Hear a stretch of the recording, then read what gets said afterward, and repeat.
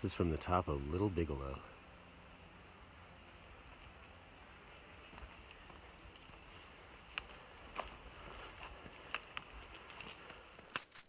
All right, through the trees there you can probably see a little of Big Bigelow, which is a rock face on this side, which we have to climb. It's about 2,000 feet up, and it's practically vertical going up, so it should be interesting. It's a view of Little Bigelow from Big Bigelow, where we just were.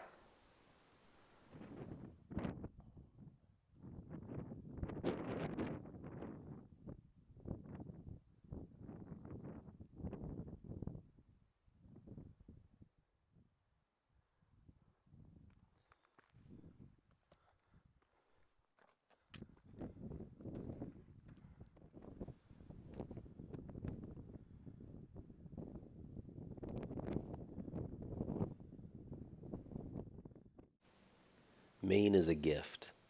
And, for years I've heard other thru hikers and watching their videos and reading the books about the Appalachian Trail. And when they get to Maine, there's just something different that happens. And everybody talks about Maine as being, if not their favorite, one of their favorite states. And I never quite understood why that would be, and now I do.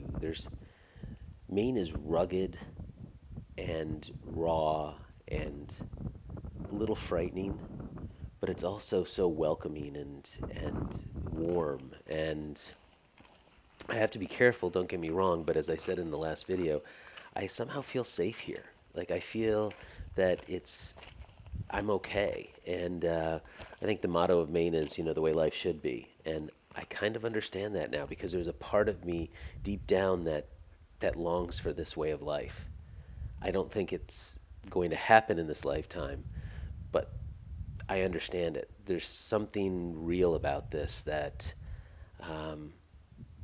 you don't get in the modern world, and I wish everybody could experience Maine at least for a little bit.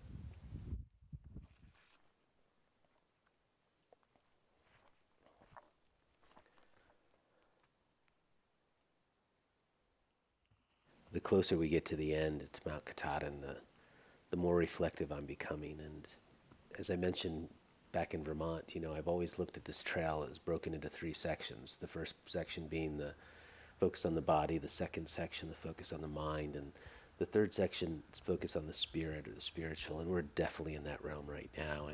And as we're there, I'm looking back on the last 5.5 months and trying to uncover, what are the lessons I've learned from this? What have I taken away from this? And there's so much that I can't even process it all. And I do know that it's going to take some time, even after this experience is over, to process what I've taken away from it. But it has definitely changed me. There's no doubt about that.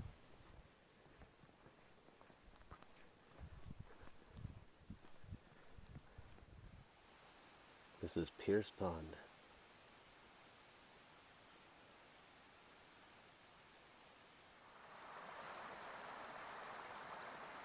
This is the stream crossing to Harrison's, which could use some work maybe. Wow. And there it is up there.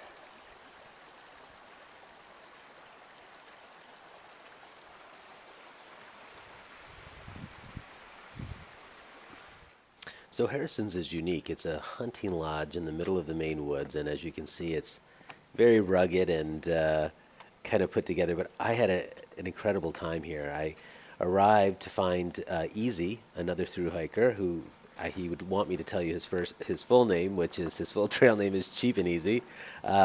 Saw him here. I've been running into Easy and his group for the last since Massachusetts actually, and so glad to spend a little time with him here. We each got our own cabins here. This is one of the cabins, and it was really nice to have this very rustic, no electricity, no frills cabin.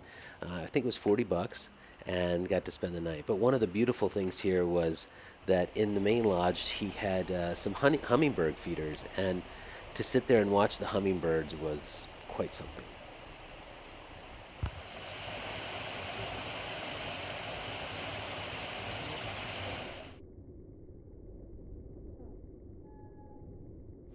time. I'm trying to figure out where it all went. Feels like just yesterday I was in Georgia and starting this epic adventure that was going to take so long, and now I have maybe 10 days left to get to Mount Katahdin, and I don't want it to end. And I just don't understand how it all went so quickly. But when I was in it, it felt like it was taking forever. So there's this strange mix of feelings, and I realized something that I've heard about for years but never really understood until just now is that it's all about the present moment. And to make sense of it, you just have to live now and be aware of everything, and to watch the rain fall off the roof, to watch the hummingbirds as they fly. That's all we have.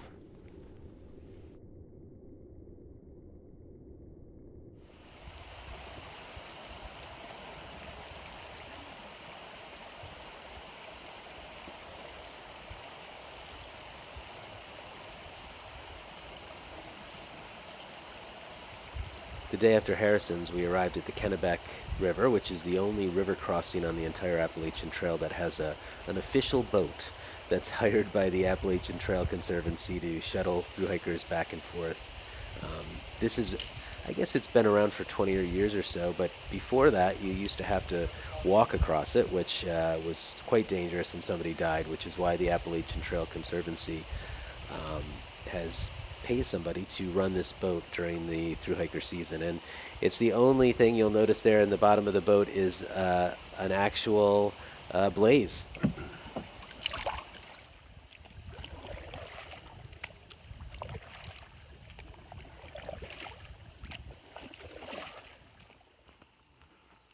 Just past the Kennebec is a small town called Caratunk, which has a hiker hostel and a small resupply. And so Easy and I decided to go in to get a little food. And I was excited when I got there to find Sherpa Crow sitting on the porch. It was so great to see him. I haven't seen him in a couple weeks. And as you probably know, Sherpa Crow is part of my trail family, who I've been hiking with off and on since North Carolina. So it was great to run into him, and he was with Soup, who I hadn't seen since Damascus. You met him. He was part of the pantry back in the early part of the trail, and they were also hiking with Diatrom. So Easy and I and those three decided to hike out together, and we had a great time hiking, and then camped out near a shelter and just had a great time reconnecting. Just so you know, everybody, that's Diatom on the left, followed by Sherpa Crow, and sitting down there is Easy, and to the right of Easy is Soup. This was the first night that we all hiked and camped out together, and it was interesting. Even then, this first night, I just kind of had a feeling that this was the group I was going to end with.